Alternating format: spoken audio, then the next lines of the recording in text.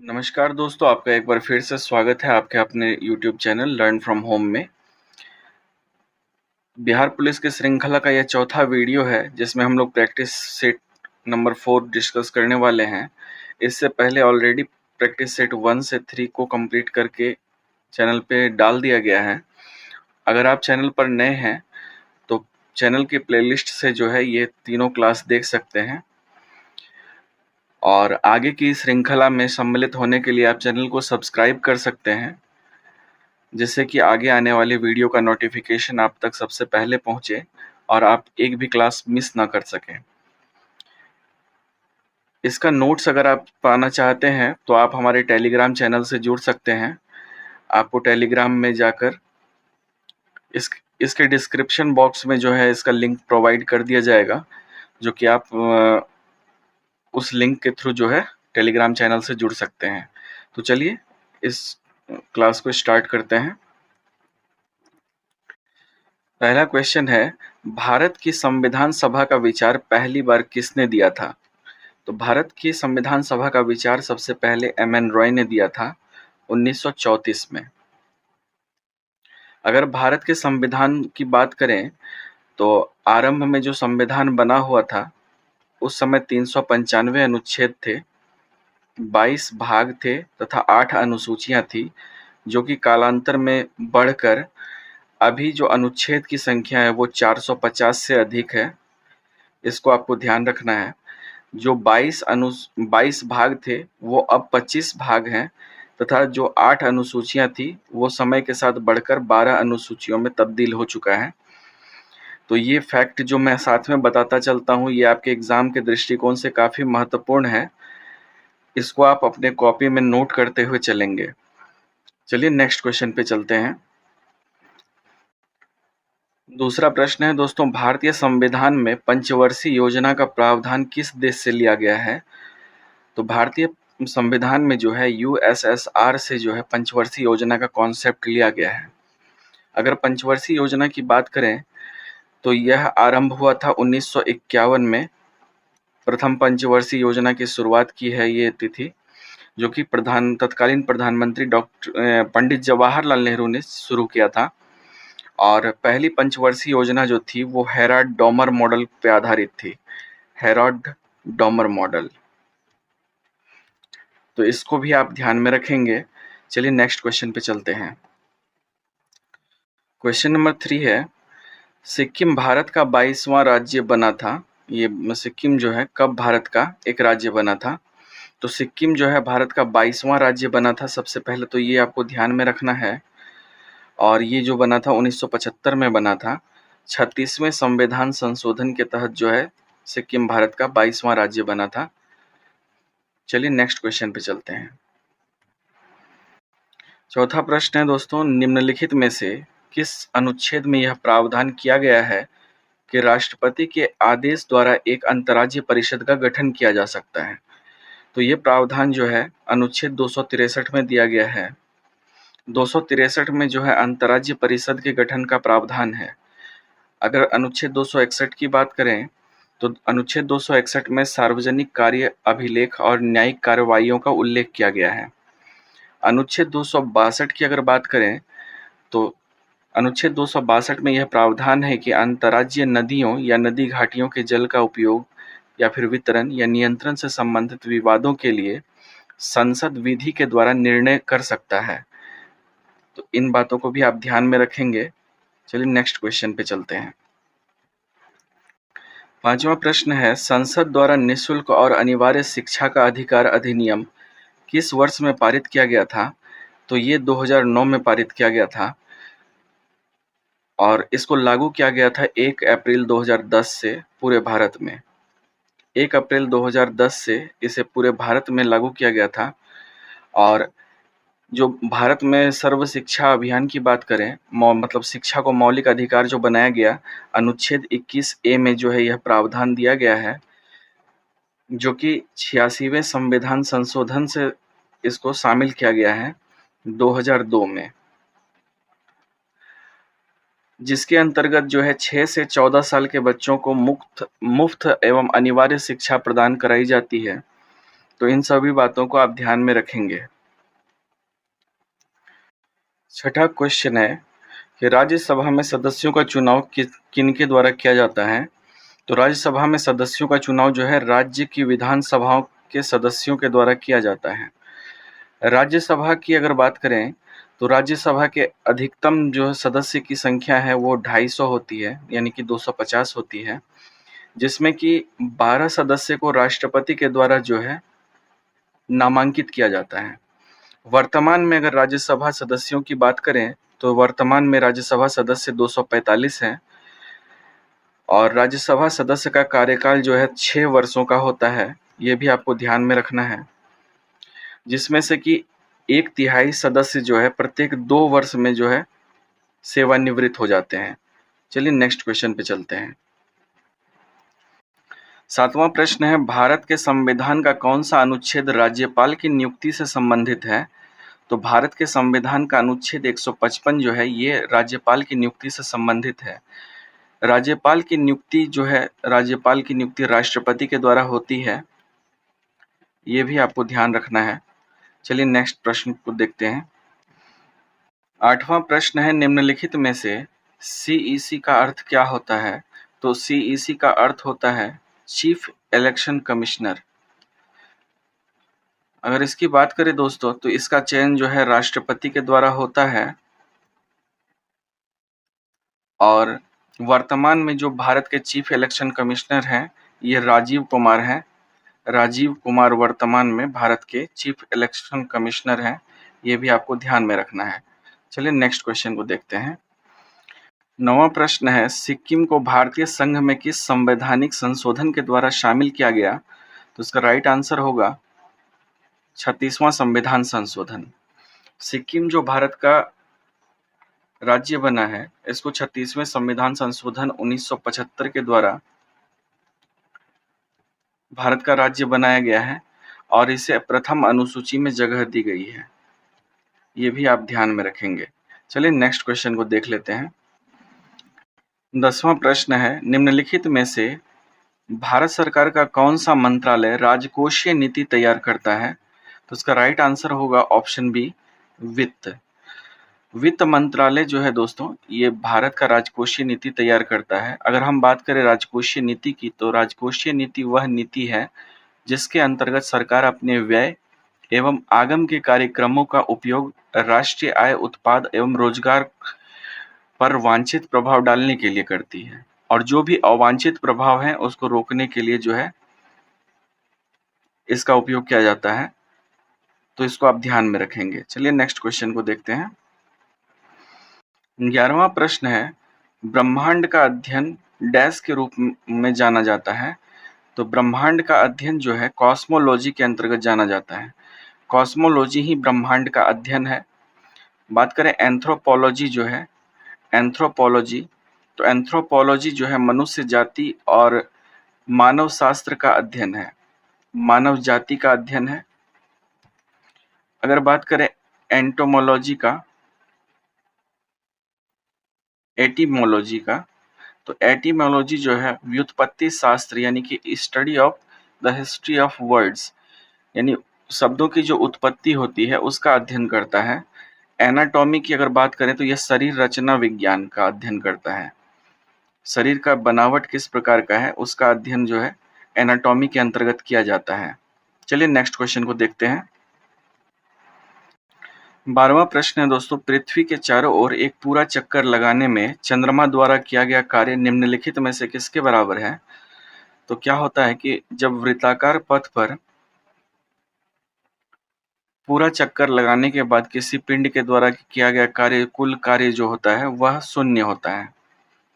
अतः पृथ्वी के चारों ओर एक पूरा चक्कर लगाने में चंद्रमा द्वारा किया गया कार्य जो होगा वह शून्य के बराबर होगा। चंद्रमा का परिक्रमण पथ भी जो है बिल्कुल पृथ्वी की तरह ही दीर्घवृत्ताकार होता है, ये भी आपको ध्यान में रखना है। चलिए नेक्स्ट क्वेश्चन को देख लेते हैं। तो ये 12वें प्रश्न का आंसर जो है, आंसर ऑप्शन बी होगा, शून्य। इसका मैंने ऑलरेडी डिटेल्स बता दिया है आपको। चलिए नेक्स्ट क्वेश्चन को देखते हैं। 13वां प्रश्न है दोस्तों, डैश वह मेरिडियन है जिस पर भारतीय मानक समय आधारित है। तो अगर मानक समय की बात करें तो ये जो आधारित है दोस्तों, इस 82.5 डिग्री है। 82 और आधे डिग्री पूर्व रेखांश पर आधारित है। तो इसकी अगर बात करें तो इसकी स्थापना जो होती है वह 1947 में होती है और यह 82.5 डिग्री पूर्वी देशांतर रेखा होती है जो कि इलाहाबाद प्रयागराज के निकट नैनी से होकर गुजरती है। इसी को मानक समय माना गया है, जो कि यह रेखा जो है ग्रीनविच से जो है 5 घंटा 30 मिनट आगे चलती है। 82.5 डिग्री पूर्वी देशांतर रेखा जो है कुल 5 राज्यों से होकर गुजरती है और वे राज्य हैं उत्तर प्रदेश, मध्य प्रदेश, छत्तीसगढ़, ओडिशा और आंध्र प्रदेश। तो इन सब बातों को आप ध्यान में रखेंगे। चलिए नेक्स्ट क्वेश्चन पे चलते हैं। 14वां प्रश्न है, निम्नलिखित में से कौन सा मरुस्थल भारत में स्थित नहीं है? तो भारत में जो मरुस्थल स्थित नहीं है वह सिंधु घाटी का मरुस्थल है। जो सिंधु घाटी का मरुस्थल है दोस्तों, ये पाकिस्तान में स्थित है। पाकिस्तान के पंजाब में स्थित है। थोड़ा पंजाब उनके पास भी है। तो ये जो है पाकिस्तान के पंजाब में स्थित है। यह थार के रेगिस्तान से सटा हुआ है। थार मरुस्थल में स्थित शुष्क मरुस्थल है जो कि भारत पाकिस्तान के बीच में पड़ता है। और इससे जो है, अगर इसकी बात करें सिंधु घाटी का मरुस्थल, तो इससे जो है स्पीति नामक एक नदी बहती है। और भारत में कच्छ का रण एक मरुस्थल है जो कि पूरी तरह से भारत में ही है। चलिए नेक्स्ट क्वेश्चन को देखते हैं। 15वां प्रश्न है दोस्तों, 10 डिग्री जल संधि जो है इनमें से किससे संबंधित है? तो 10 डिग्री जल संधि जो है अंडमान निकोबार द्वीप समूह से संबंधित है।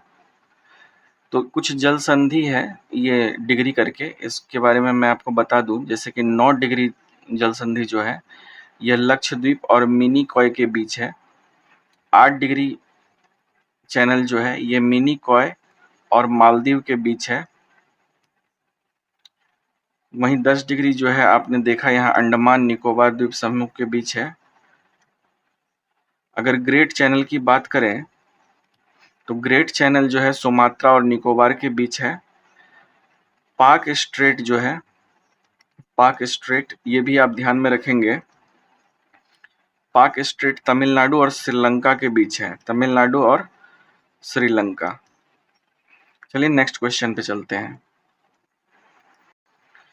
16वां प्रश्न है, हिमालय पर्वतमाला का वह हिस्सा जो तीस्ता और दिहांग नदी के बीच स्थित है किसके रूप में जाना जाता है?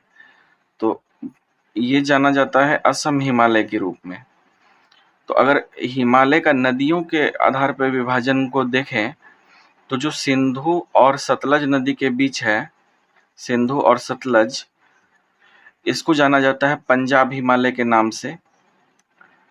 अगर बात करें सतलज और काली नदी के बीच वाली हिमालय की, तो इसको कुमाऊं हिमालय बोला जाता है।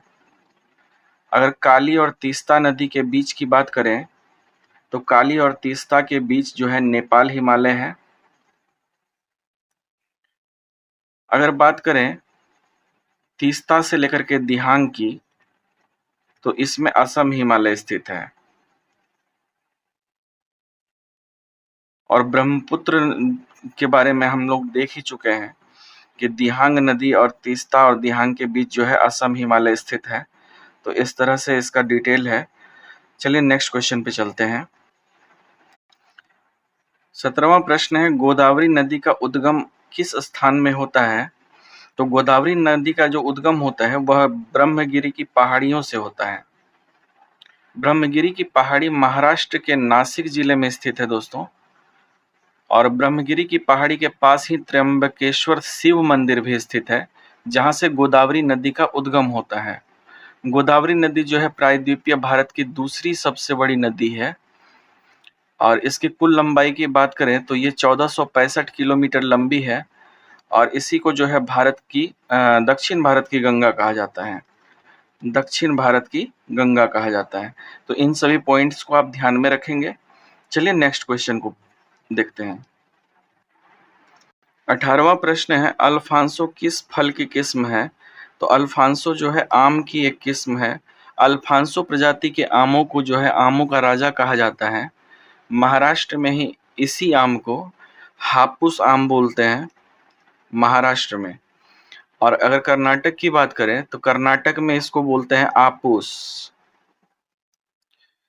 कर्नाटक में इसको आपूस के नाम से जाना जाता है। और अल्फांसो एक ऐसा आम है जिसको कि जीआई टैग भी मिला हुआ है, ये भी आप ध्यान में रखेंगे। चलिए नेक्स्ट क्वेश्चन को देखते हैं। 19वां प्रश्न है, इनमें से किस विकल्प के शहर स्वर्णिम चतुर्भुज में शामिल हैं? तो इनमें से आप देख पा रहे हैं जो दिल्ली, मुंबई, चेन्नई और कोलकाता शहर, ये जो है स्वर्णिम चतुर्भुज के अंतर्गत शामिल हैं। बात करें अगर स्वर्णिम चतुर्भुज योजना की, तो इसको तत्कालीन प्रधानमंत्री जो अभी स्वर्गीय हो चुके हैं अटल बिहारी वाजपेयी ने शुरू किया था। यह परियोजना 1999 में ही शुरू की गई थी, लेकिन जाके 2001 में कंप्लीट हुई। स्वर्णिम चतुर्भुज जो है यह कुल 13 राज्यों से होकर गुजरती है और इन्हीं इन्हीं चारों राज्यों को आपस में जोड़ते हुए निकलती है। इसकी कुल लंबाई की अगर बात करें तो 5,846 किलोमीटर इसकी पूरी लंबाई है। चलिए नेक्स्ट क्वेश्चन को देख लेते हैं अब। 20वां प्रश्न है, पत्थर की बनी नृत्य करते हुए पुरुष की मूर्ति जो नटराज है किस स्थान पर पाई गई है? तो ये पाई गई है हड़प्पा में। नेक्स्ट क्वेश्चन है, इनमें से कौन राजा हर्षवर्धन के दरबारी कवि थे? तो हर्षवर्धन के दरबारी कवि बाणभट्ट थे। बाणभट्ट की अगर बात करें तो इन्होंने हर्षचरित नाम की एक पुस्तक लिखी थी, जिससे हर्षवर्धन के शासनकाल की जानकारी मिलती है। हर्षवर्धन के काल में ही चीनी यात्री ह्वेनसांग आया था भारत। हर्षवर्धन स्वयं भी जो है बहुत विद्वान व्यक्ति था, जो कि साहित्यकार था एक तरह का, जो कि बहुत सारे पुस्तकों को लिखा था, जैसे कि प्रियदर्शिका, रत्नावली, नागानंद। इन सब पुस्तकों की रचना जो है हर्षवर्धन ने की थी। तो आपको ये सब भी ध्यान में रखना है। चलिए नेक्स्ट क्वेश्चन को देख लेते हैं। 22वां प्रश्न है, किताबुल हिंद इनमें से किस यात्री एवं विद्वान की कृति है? तो आप जानते हैं किताबुल हिंद जो है अलबरूनी की कृति है। अलबरूनी जो है महमूद गजनवी के समय में भारत आया था और इसकी प्रसिद्ध रचना जो है यही किताबुल हिंद या फिर तारीख हिंद कह सकते हैं, ये थी। नेक्स्ट क्वेश्चन को देखते हैं। 23वां प्रश्न है, अजंता गुफाओं की चित्रकारी क्या दर्शाती है? तो अजंता गुफाओं की चित्रकारी जो है जातक कथाएं दर्शाती है। जातक कथाओं का संबंध जो है गौतम बुद्ध से है। बुद्ध के पूर्व जन्म की कहानियां इसमें दर्शाई गई है मूलतः। नेक्स्ट क्वेश्चन है कि बहमनी साम्राज्य की स्थापना किसने की थी? तो बहमनी साम्राज्य के संस्थापक जो थे वो अलाउद्दीन बहमन शाह उर्फ हसन गंगू थे। तो बहमन शाह के नाम से जो है बहमनी साम्राज्य की स्थापना इन्होंने जो की थी 1347 ईस्वी में की थी। इसका असली नाम जो था वो जफर खां था, ये भी आपको ध्यान में रखना है। और अलाउद्दीन बहमन शाह जो हसन गंगू है, इसने अपनी राजधानी जो बनाया था गुलबर्गा को बनाया था। इसको भी आपको ध्यान में रखना है। चलिए नेक्स्ट क्वेश्चन को देख लेते हैं। 25वां प्रश्न है, अली कुली सलीम और अबू तलिब कलीम किसके शासनकाल के दौरान महत्वपूर्ण कवि थे? तो अली कुली सलीम और अबू तलिब कलीम जो थे यह शाहजहां के शासनकाल में महत्वपूर्ण कवि थे।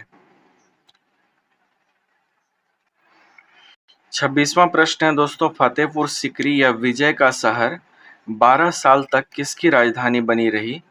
तो ये जो है अकबर की राजधानी बनी रही।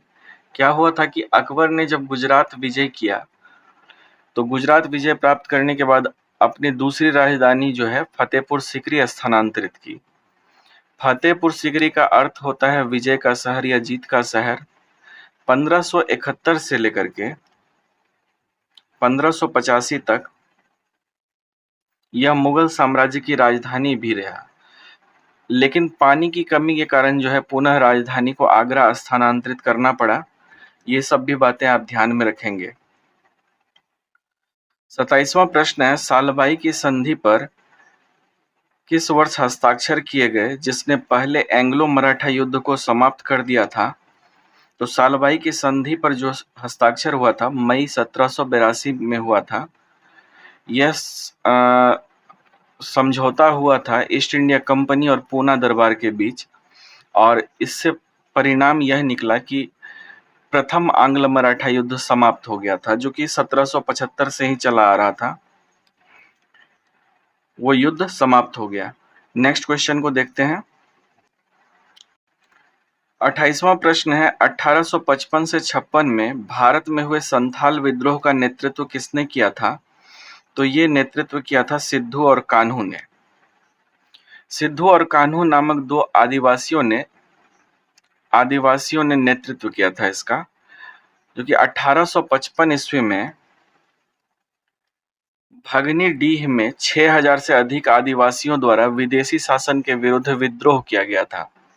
यह विद्रोह अंग्रेजों द्वारा लागू की गई भू राजस्व नीति के तहत जमींदार और मतलब जो अस्थायी बंदोबस्त होता था उसमें जमींदार और साहूकारों पर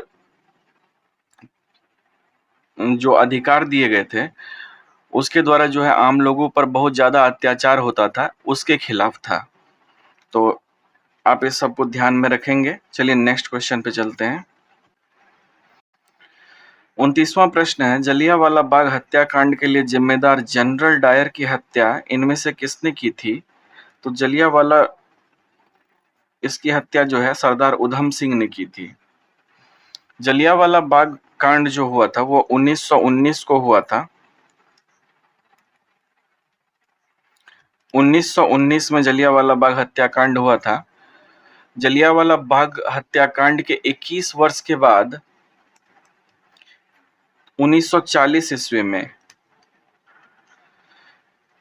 लंदन के काक्सटन हॉल में सरदार उधम सिंह ने जलियांवाला बाग हत्याकांड के जिम्मेदार गवर्नर माइकल ओ डायर को गोली मारी थी। इसके कारण जो है 1940 में ही 31 जुलाई को उनको फांसी दे दी गई थी। 31 जुलाई 1940 को सरदार उधम सिंह को फांसी दे दी गई थी। चलिए नेक्स्ट क्वेश्चन पे चलते हैं।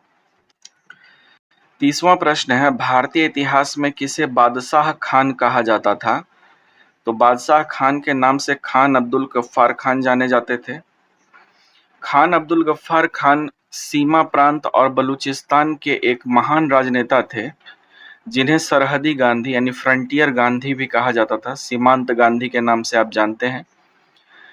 बच्चा खां और बादशाह खान के नाम से भी ये जाने जाते थे।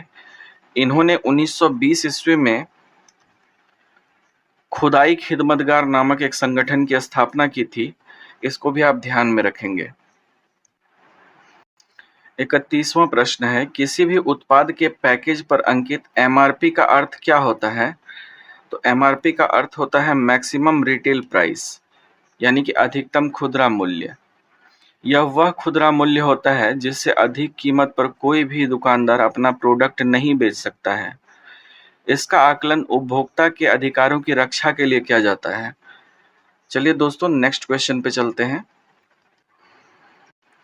32वां प्रश्न है, भारत में पीपुल्स प्लान यह एक आर्थिक योजना थी, किसके द्वारा तैयार किया गया था?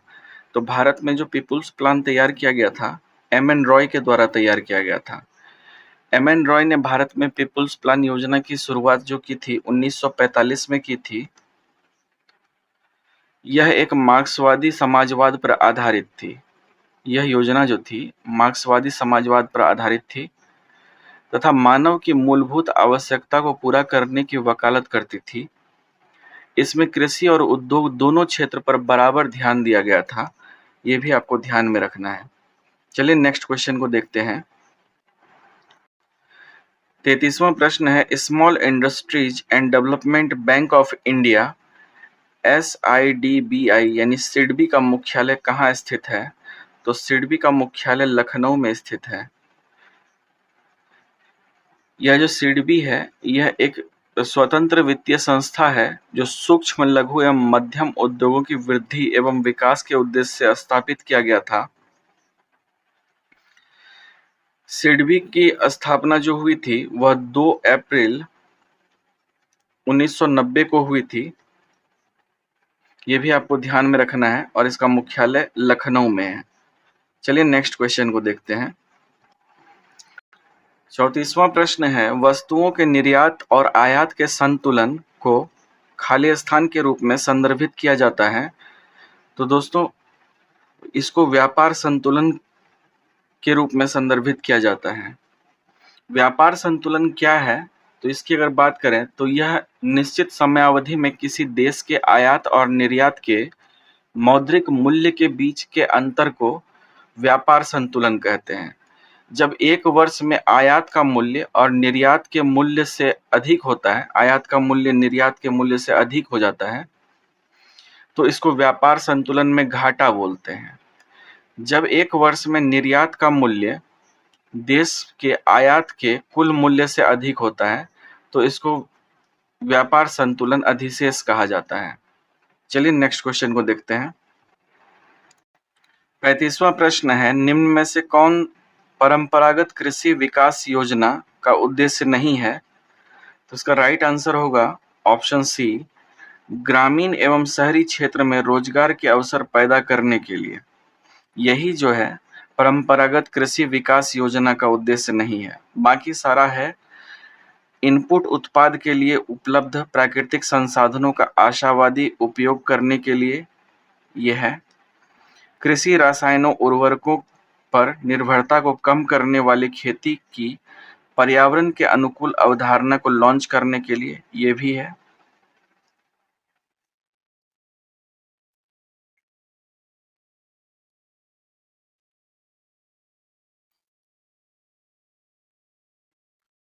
और ये डी नंबर भी है, जैविक कृषि उत्पादों के निर्यात को बढ़ावा देता है।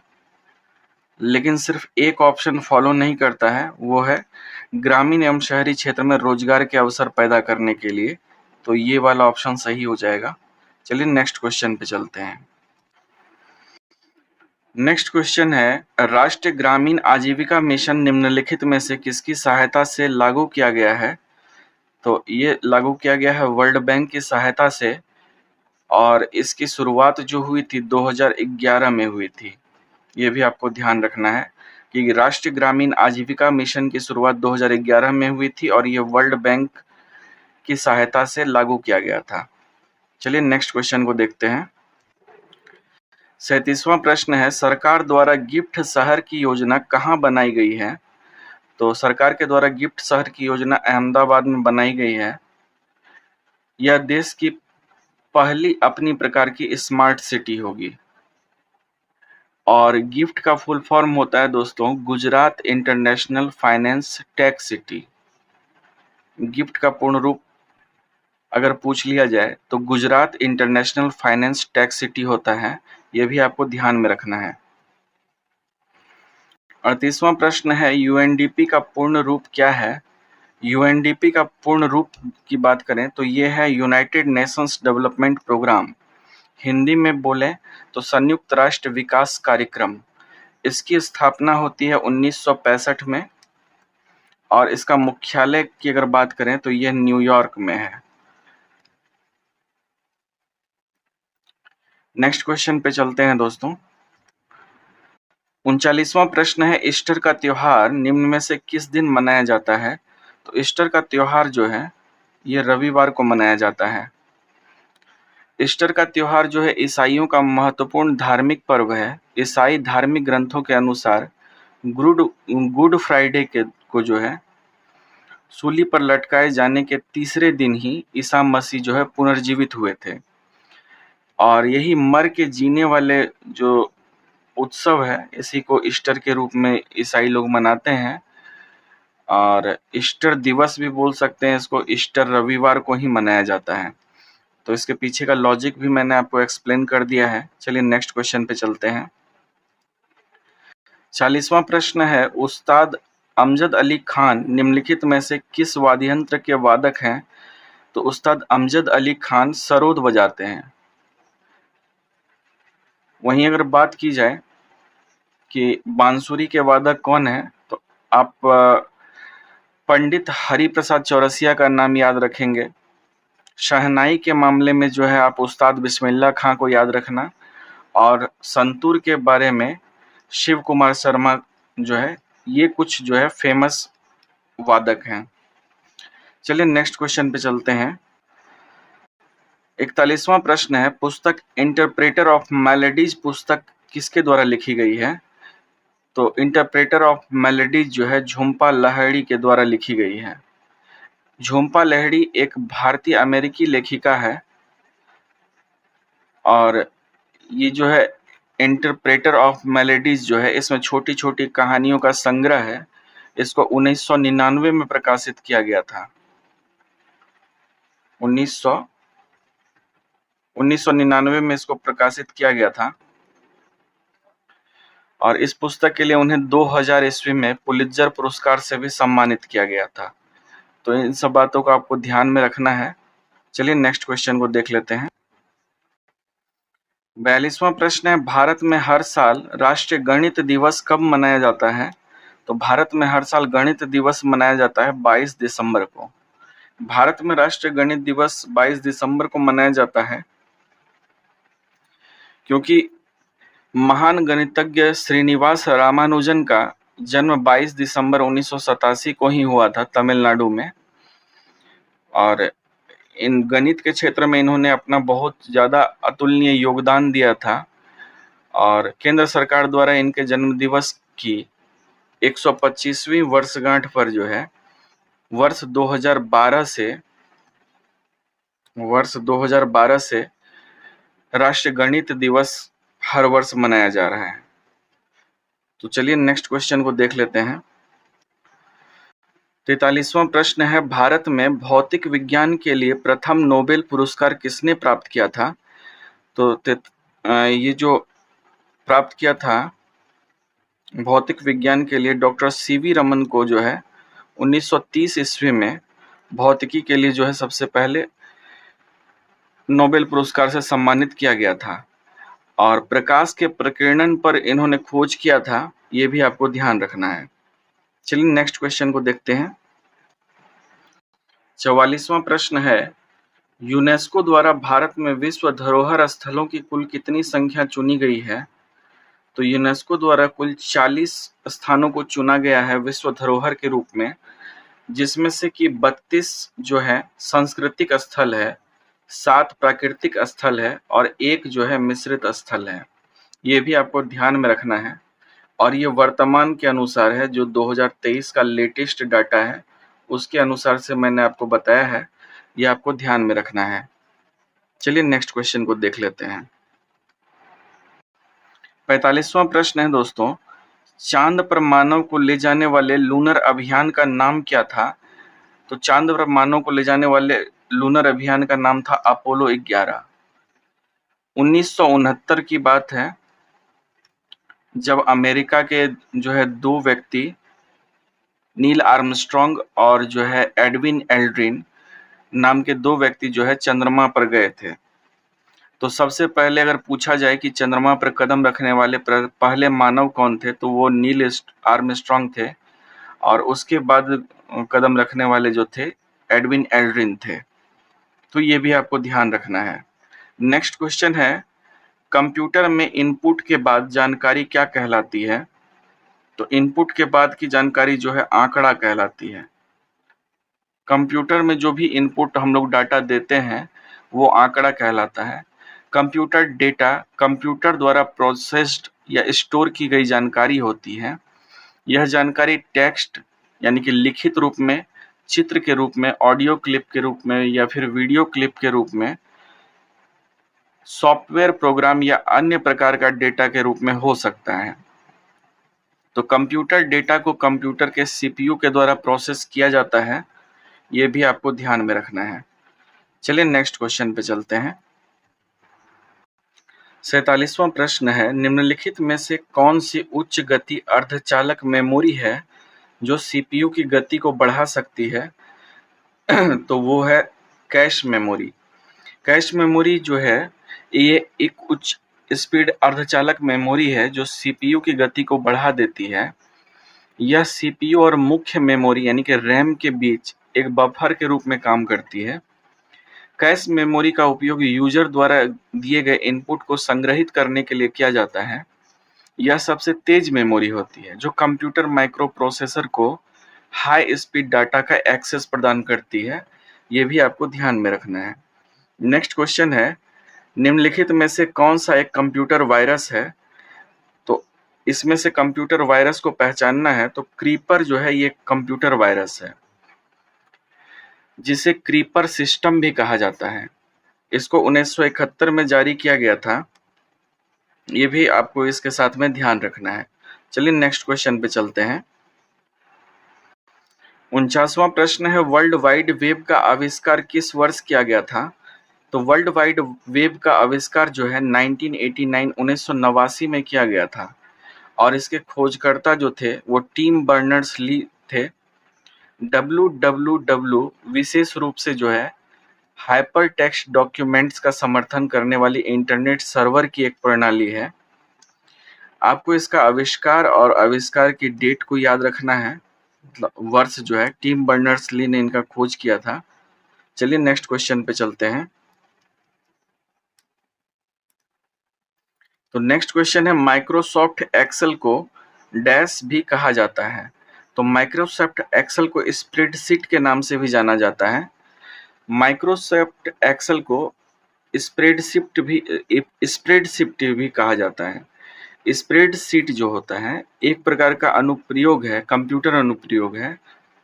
सो वीसी कैल्स को प्रथम इलेक्ट्रॉनिक स्प्रेडशीट माना जाता है। इसमें से जो है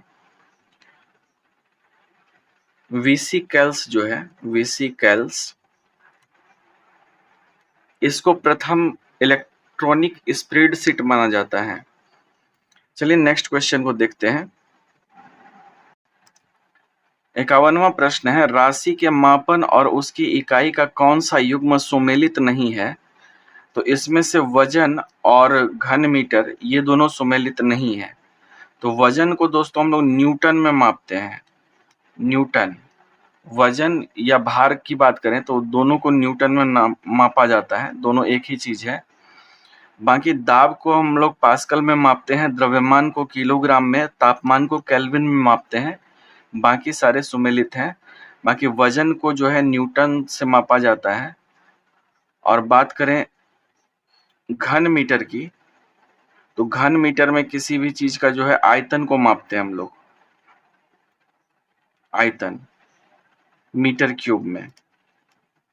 चलिए नेक्स्ट क्वेश्चन पे चलते हैं। 52वां प्रश्न है, एक पाइप में बहने वाले द्रव के प्रवाह की गति और दर को मापने के लिए उपयोग किए जाने वाले उपकरण का नाम क्या है? तो इसको नापने वाले उपकरण का नाम है वेंचुरी मीटर। वेंचुरी मीटर के बारे में एक और बात आपको ध्यान रखनी है दोस्तों कि वेंचुरी मीटर जो होता है वो बर्नौली के समीकरण के सिद्धांत पर कार्य करता है। चलिए नेक्स्ट क्वेश्चन को देखते हैं। 53वां प्रश्न है, निम्नलिखित में से कौन सी एक सदिश राशि नहीं है? तो सदिश राशि इसमें से कार्य नहीं है। बाकी बल, वेग और विस्थापन जो है सदिश राशि है। सदिश राशि वैसी राशि को कहते हैं जिसमें परिमाण के साथ साथ दिशा भी होती है। केवल परिमाण होने पर उसको अदिश राशि बोलते हैं जिसमें दिशा नहीं होती है। चलिए नेक्स्ट क्वेश्चन पे चलते हैं। 54वां प्रश्न है, हम बिना फिसले पृथ्वी पर चलने में क्यों सक्षम हैं? तो बिना फिसले पृथ्वी पर चलने में हम लोग जो है घर्षण बल के कारण सक्षम हैं। अगला प्रश्न है, ध्वनि निम्न माध्यमों में से किसमें यात्रा नहीं कर सकती है? तो ध्वनि जो है निर्वात में यात्रा नहीं कर सकती है। ध्वनि को हमेशा ही एक माध्यम चाहिए होता है। निर्वात का मतलब होता है वैक्यूम। ध्वनि जो है निर्वात में यात्रा नहीं कर सकती है। 56वां प्रश्न है दोस्तों, निम्नलिखित में से किसे आधुनिक परमाणु सिद्धांत का जनक माना जाता है? तो आधुनिक परमाणु सिद्धांत का जनक जॉन डाल्टन को माना जाता है। 57वां प्रश्न है, जब किसी तत्व के परमाणुओं की भिन्न भिन्न द्रव्यमान संख्या होती है तो उसे क्या कहा जाता है? तो वैसी स्थिति जब भिन्न-भिन्न द्रव्यमान संख्या होती है, तो उसको आइसोटॉप कहा जाता है। आइसोटॉप कहने का मतलब है समस्थानिक। तो ऐसे में द्रव्यमान भिन्न होता है लेकिन परमाणु क्रमांक सेम होता है। और जब द्रव्यमान संख्या समान और परमाणु क्रमांक भिन्न होता है तो ऐसे को आइसोबार कहते हैं हम लोग, यानी कि इसको समभारिक बोला जाएगा तब। चलिए नेक्स्ट क्वेश्चन को देखते हैं। नेक्स्ट क्वेश्चन है, निम्नलिखित में से किस अम्ल का उपयोग पूर्तिरोधी यानी एंटीसेप्टिक के रूप में होता है? तो बोरिक एसिड का उपयोग जो है, हम लोग बोरिक एसिड को दोस्तों हाइड्रोजन बोरेट के नाम से भी जाना जाता है। और बोरिक एसिड का उपयोग जो है मामूली जलने कटने पर जो है एंटीसेप्टिक के रूप में किया जाता है। और आंख धोने में भी इसका उपयोग किया जाता है आई वॉश के रूप में। इसके फॉर्मूला की अगर बात करें तो इसका फॉर्मूला होता है H3BO3। इसको भी आप ध्यान में रखेंगे। चलिए नेक्स्ट क्वेश्चन पे चलते हैं। नेक्स्ट क्वेश्चन है, निम्नलिखित में से कौन सी गैस खाद्य उत्पाद में दुर्गंध का कारण बनती है? तो वो गैस है ऑक्सीजन। ऑक्सीजन गैस खाद्य उत्पादों में दुर्गंध का कारण मानी जाती है। भोजन में जो वसा और तेल होते हैं उसका ऑक्सीकरण के द्वारा जो उत्पन्न गैस की स्थिति होती है, इसके कारण खराब स्वाद और गंध आता है। इसका मुख्य कारण ऑक्सीजन गैस ही होता है। चलिए नेक्स्ट क्वेश्चन को देख लेते हैं। 60वां प्रश्न है दोस्तों, निम्न में से कौन सा धावन सोडा का उपयोग नहीं है? तो धावन सोडा का उपयोग जो है ऑप्शन सी, इसका उपयोग पेयजल के कीटाणुओं से मुक्त बनाने के लिए किया जाता है, ये नहीं है। धोवन सोडा का उपयोग जो है कांच, साबुन और कागज उद्योग में किया जाता है। इसका उपयोग जल की स्थायी कठोरता को दूर करने में किया जाता है। और इसका उपयोग जो है उद्देश्य क्लीनिंग एजेंट के रूप में भी किया जाता है। लेकिन ये जो ऑप्शन सी है जिसमें लिखा हुआ है कि पेयजल के कीटाणुओं से मुक्त करने में किया जाता है, ये गलत है। बाकी धोवन सोडा की अगर हम बात करें तो इसका फॉर्मूला होता है Na2CO3 इंटू 10H2O। ये आपको ध्यान में रखना है। धोवन सोडा को जो है वॉशिंग सोडा के रूप में जाना जाता है और इसका रासायनिक नाम होता है सोडियम कार्बोनेट। ये भी आपको ध्यान रखना है। 61वां प्रश्न है, बागवानी की वह शाखा जो सब्जियों के उत्पादन, भंडारण, प्रसंस्करण और विपणन से संबंधित है, क्या कहलाती है? तो बागवानी की वह शाखा जो सब्जियों के उत्पादन, भंडारण, प्रसंस्करण और विपणन से संबंधित है, वह ओलेरीकल्चर कहलाती है। नेक्स्ट क्वेश्चन है, पौधे की कोशिका भित्ति किससे बनी होती है? तो पौधे की कोशिका भित्ति बनी होती है सेलुलोज की। सेलुलोज जो होता है, सेलुलोज, यह मुख्यतः जो कोशिका भित्ति होती है पेड़ की, उसकी बनी होती है। यह पारगम्य होती है। सेलुलोज जो होता है वह एक जटिल पदार्थ है जो पादप कोशिकाओं को संरचनात्मक दृढ़ता प्रदान करता है। इसको आपको ध्यान रखना है। नेक्स्ट क्वेश्चन है, मानव शरीर में सबसे बड़ी ग्रंथि कौन सी है? तो सबसे बड़ी ग्रंथि मानव शरीर की है, यह है लीवर। लीवर की अगर हम बात करें तो यह पित्त का निर्माण करता है। लगभग 17.5 सेंटीमीटर लंबा होता है। इसका वजन 1.5 किलो के बराबर होता है। 1.5 किलो 1.5 केजी से 2 केजी तक का होता है। शरीर के वजन का कुल 1/50वां भाग लीवर का वजन होता है। तो ये सब आपको ध्यान रखना है दोस्तों। 64वां प्रश्न है, रक्त का थक्का किसकी उपस्थिति के कारण बनता है? तो रक्त का थक्का जो बनता है वो प्लेटलेट्स के कारण बनता है। प्लेटलेट्स को जो है थ्रोम्बोसाइट भी कहते हैं और यह केवल स्तनधारी वर्ग के रुधिर में पाया जाता है। ये भी आपको ध्यान में रखना है। 65वां प्रश्न है, पारिस्थितिकी तंत्र में कितने प्रकार के पारिस्थितिकी पिरामिड होते हैं? तो 3 प्रकार के पारिस्थितिकी पिरामिड होते हैं। पहला होता है जीव संख्या पिरामिड, दूसरा होता है जीव भार पिरामिड और तीसरा होता है संचित ऊर्जा पिरामिड। तो ये तीनों आपको ध्यान में रखना है। नेक्स्ट क्वेश्चन है, वर्ल्ड इकोनॉमिक आउटलुक 2023 के अनुसार वर्ष 2023 में भारतीय अर्थव्यवस्था की वृद्धि दर अनुमानित है। तो 2023 में भारतीय अर्थव्यवस्था की वृद्धि दर जो है 5.9% अनुमानित है, ये आपको ध्यान रखना है। नेक्स्ट क्वेश्चन है, फोर्ब्स द्वारा जारी भारतीय अरबपतियों की सूची 2023 में शीर्ष स्थान पर कौन है? तो शीर्ष स्थान पर जो है मुकेश अंबानी जी हैं अरबपतियों की सूची में। चलिए नेक्स्ट क्वेश्चन देख लेते हैं। 68वां प्रश्न है, अप्रैल 2023 में यूरोपीय आयोग ने भारत के किस उत्पाद को संरक्षित भौगोलिक संकेतक प्रदान किया है? तो ये भौगोलिक संकेतक जो प्रदान किया गया है कांगड़ा चाय को किया गया है, ये आपको ध्यान में रखना है। नेक्स्ट क्वेश्चन बोल रहा है, मार्च 2023 में जारी भारत के विदेशी ऋण संबंधी तिमाही आंकड़ों के अनुसार दिसंबर 2022 तक भारत का बाह्य ऋण कितना था? तो भारत का जो बाह्य ऋण था वह $613.1 बिलियन था। $613.1 बिलियन। चलिए इसका ऑप्शन देख लेते हैं। तो इसका राइट आंसर हो जाएगा option B, $613.1 billion. Next question है, पीएम मित्र पार्क योजना के तहत कितने पार्क स्थापित किए जा रहे हैं? तो पीएम मित्र योजना के तहत जो है 7 पार्क मतलब स्थापित किए जा रहे हैं।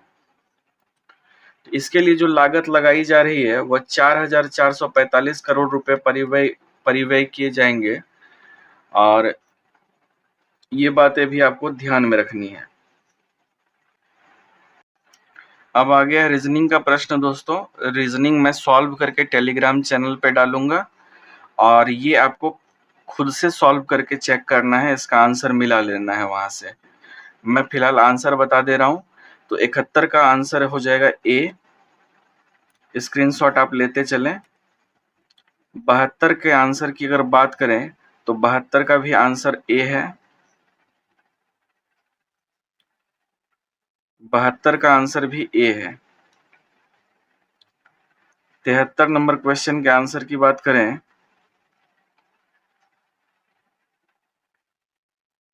देख सकते हैं आप पूरा क्वेश्चन यहां से दिख रहा होगा आपको। 73 नंबर का आंसर है बी।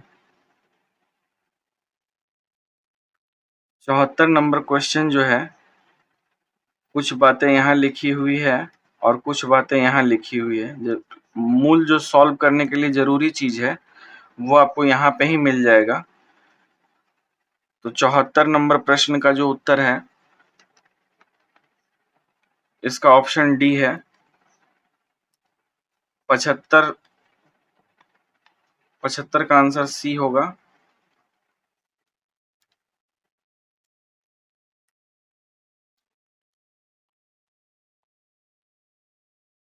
छिहत्तर का आंसर है बी। स्क्रीनशॉट आप लेते चलेंगे। 77 के आंसर की अगर बात करें तो 77 का आंसर भी बी है।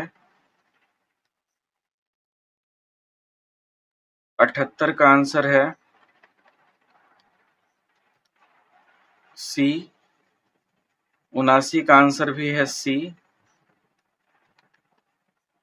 80 नंबर क्वेश्चन यहाँ पर है और इसका यहाँ पे आंसर दिया हुआ है। 80 का ऑप्शन ए करेक्ट होगा।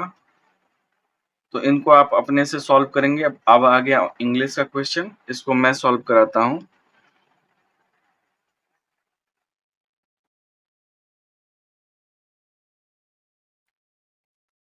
क्वेश्चन नंबर 81 में कह रहा है कि select the most appropriate meaning of the given idioms. To take pains. तो टू टेक पेन्स का जो शाब्दिक अर्थ होगा, जो सही अर्थ होगा, टू टेक पेन्स का अधिक प्रयास करना होता है। तो टू टेक पेन्स माने अधिक प्रयास करना, तो इसका राइट आंसर होगा option D, to make efforts. चलिए नेक्स्ट क्वेश्चन को देख लेते हैं। यहाँ पर इस सेंटेंस को 4 भागों में बांटा गया है, इसमें बताना है कि कौन से भाग में एरर है। तो यहाँ पर जो एरर वाला सेंटेंस है, इसका करेक्ट आंसर हो जाएगा ऑप्शन डी। करेक्ट सेंटेंस हो जाएगा they would have won the race if they had run faster. If they would यहाँ नहीं होगा, यहाँ पर दे हैड होगा, तो ये सही जवाब है, दे हैड रन फास्टर। चलिए नेक्स्ट क्वेश्चन को देख लेते हैं। क्वेश्चन नंबर 83 कह रहा है select the most appropriate option in the to fill in the blanks. कह रहा है after a hectic day all he watched was to rest in dash. तो इसका राइट आंसर हो जाएगा option D, silence. After a hectic day all he wanted was to rest in silence. मतलब पूरा दिन व्यस्त रहने के बाद उसको शांति में आराम करना चाह रहा है वो, तो यही इसका सही आंसर होगा। नेक्स्ट क्वेश्चन है 84वां प्रश्न भी जो है फिल इन द ब्लैंक्स वाला है। आप देख पा रहे हैं यहाँ पर कह रहा है people of the same dash are not allowed to get married in her country. तो उसका राइट आंसर हो जाएगा clan. People of the same clan are not allowed to get married in her country. ठीक है, next question को देख लेते। इसमें भी कहा जा रहा है कि select the most appropriate meaning of the given idioms. तो यहाँ कह रहा है चाइल्ड्स प्ले, तो इसका राइट आंसर हो जाएगा option B, something that is very easy. तो चाइल्ड्स प्ले का मतलब होता है अत्यंत सरल, और ये जो something that is very easy, ये भी उसी बात को कह रहा है कि कुछ ऐसा जो कि बहुत आसान है। क्वेश्चन नंबर 86 है। यहाँ कह रहा है कि वन वर्ड सब्स्टिट्यूशन बताना है। तो a person who helps willingly without being paid for it. तो इसका राइट आंसर जो होगा वो हो जाएगा आपका वॉलंटियर। एक ऐसा व्यक्ति जो बिना किसी फी लिए, किसी पैसे लिए, मतलब अपना मेहनताना लिए बिना काम करता है अपनी स्वेच्छा से, उसको बोलते हैं वॉलंटियर करना। ठीक है दोस्तों, इसको आपको ध्यान रखना है। वॉलंटियर का मतलब होता है स्वयं सेवक। यहाँ लीडर मतलब होता है नेता, बेगर माने होता है भिखारी, वर्कर माने होता है कार्यकर्ता। ये भी आप ध्यान में रखिएगा। चलिए नेक्स्ट क्वेश्चन को देखते हैं। कह रहा है select the most appropriate synonyms of the given word estimate. Estimate के लिए जो है पर्यायवाची शब्द बताना है आपको, तो इसका पर्यायवाची शब्द हो जाएगा एसेस। एस्टिमेट का मतलब होता है आकलन, और ठीक इसका जो एसेस है इसका अर्थ भी आकलन हो जाता है, तो दोनों का अर्थ आकलन होता है। बाकी ऑप्शन की अगर बात करें तो डिस्कवर का मतलब होता है खोजना, बिलीव का मतलब होता है विश्वास करना, और सॉल्व का मतलब होता है समाधान करना। अगले प्रश्न पे चलते हैं। 88वां प्रश्न है select the most appropriate option that can substitute the underline segment in the given sentence. If there is no need to substitute it, select no substitution required. यानी कि इसमें जो अंडरलाइन वाला जो वर्ड लिखा हुआ है यहाँ पर, उसको ठीक करना है। अगर ठीक करने की ज़रूरत नहीं है तो इसका ऑप्शन ए सेलेक्ट करना है, नो सब्स्टिट्यूशन रिक्वायर्ड। तो यहाँ कहा जा रहा है neither the chairman NOR the directors has present. तो क्या आपको ये सही लग रहा है? तो इसका राइट आंसर होगा आर प्रेजेंट। यहाँ पर हैज नहीं होगा, यहाँ पर होगा आर प्रेजेंट।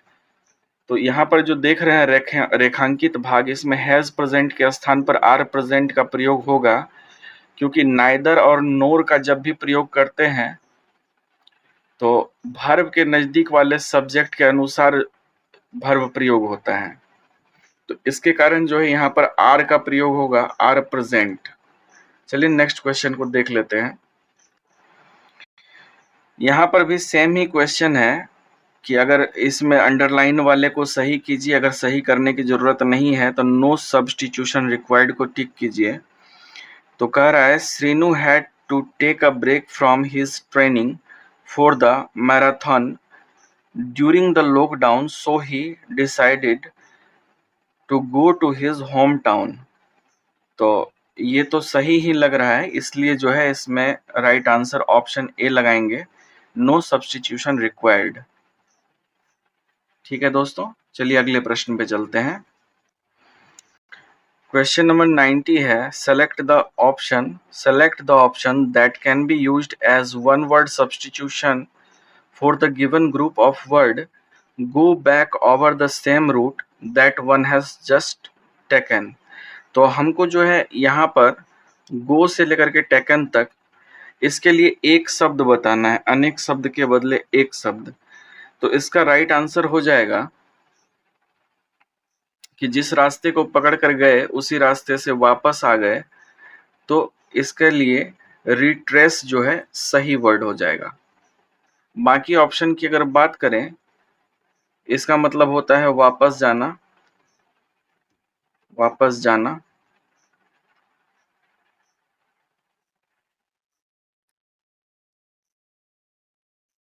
और बाकी ऑप्शन की अगर बात करें रीरूट का, तो रीरूट का मतलब होता है मार्ग बदला, रिटर्न का मतलब होता है वापसी, और डिटूर का मतलब होता है चक्कर।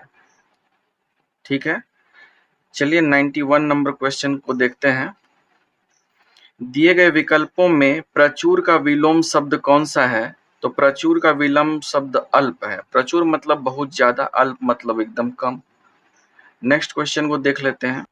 इसमें कहा जा रहा है ई प्रत्यय किस शब्द में नहीं है? तो ई प्रत्यय जिसमें नहीं है उसको चुनना है। तो इसमें से जो है चमेली में ई प्रत्यय नहीं है। प्रत्यय दोस्तों उसको कहा जाता है जो पीछे में लग के उसके भाव को बदलता है। तो आप देख पा रहे हैं जैसे कि तेली है तो तेल जोड़ ई है, माली है तो माला जोड़ ई है, अल और अलबेली में जो है अलबेला जोड़ ई है। तो बाकी सब में तो ई प्रत्यय है लेकिन चमेली नहीं है, इसमें चमेली जो है भिन्न हो जाएगा। नेक्स्ट क्वेश्चन है महेंद्र का संधि विच्छेद क्या होगा? तो महेंद्र का संधि विच्छेद होगा महाजोड़ इंद्र। राइट आंसर है ऑप्शन ए, महाजोड़ इंद्र हो जाएगा। अगले क्वेश्चन में कहा जा रहा है कि रंगमंच के पर्दे के पीछे का स्थान क्या कहा जाता है? तो रंगमंच के जो पीछे का पर्दे का स्थान होता है वह नेपथ्य कहा जाता है। इसको आपको ध्यान में रखना है। नेक्स्ट क्वेश्चन पे चलते हैं। जिसे बुलाया न गया हो वाक्य के लिए प्रयुक्त होने वाला शब्द कौन सा है? तो जिसे न बुलाया गया हो उसके लिए अनाहूत शब्द का प्रयोग किया जाता है। नेक्स्ट क्वेश्चन को देखते हैं। अनिष्ट का अर्थ डैश होता है परंतु अनिष्ट का अर्थ निष्ठाहीन होता है। ये समरूपी भिन्नार्थक शब्द हैं। तो ये समरूपी भिन्नार्थक शब्द जो हैं ये हैं हानि के। ठीक है, नेक्स्ट क्वेश्चन पे चलते हैं। 97 नंबर का प्रश्न है वर्ण का अर्थ नहीं होता है। तो वर्ण का अर्थ इसमें से जो है सुंदर नहीं होगा। वर्ण मतलब अक्षर भी होता है, जाति भी होती है और रंग भी होता है, लेकिन सुंदर नहीं होता है। अगला प्रश्न है निम्न में से किस एक का अर्थ पुराना है? तो इसमें से जो चीर है इसका मतलब है पुराना। बाकी प्राचीर की बात करें तो इसका अर्थ होता है चार दीवारी, चीर का अर्थ होता है कपड़ा, लेकिन इस चीर का अर्थ होता है पुराना। 99 नंबर का प्रश्न कह रहा है कि वागीश्वरी का पर्यायवाची शब्द क्या है? तो वागीश्वरी का पर्यायवाची शब्द होता है शारदा। वागीश्वरी का पर्यायवाची शब्द शारदा है। कमला लक्ष्मी का पर्यायवाची शब्द है। बागेश्वरी का और भी पर्यायवाची की अगर बात करें तो भारती, वीणा, गिरा, इला, ये सब है। हमारा आखिरी प्रश्न है, कान का कच्चा होना मुहावरे का अर्थ क्या है? तो कान का कच्चा होना का अर्थ जो है, सुनी सुनाई बातों पर विश्वास करने वाला, ये है जो कान का कच्चा होता है। मुहावरा कान का कच्चा होना का सही अर्थ है बिना सोचे समझे जो है किसी की बात पर विश्वास करना या सुनी सुनाई बातों पर विश्वास करना होता है। तो मिलते हैं नेक्स्ट प्रैक्टिस सेट में। Thanks for watching. अब जो है, जब तक नई क्लास नहीं आती है तब तक आप पिछले का रिवीजन करें और अपना ख्याल रखें, अपनों का ख्याल रखें। इस वीडियो को अपने दोस्तों में शेयर जरूर करें, वीडियो को लाइक अवश्य करें। Thank you.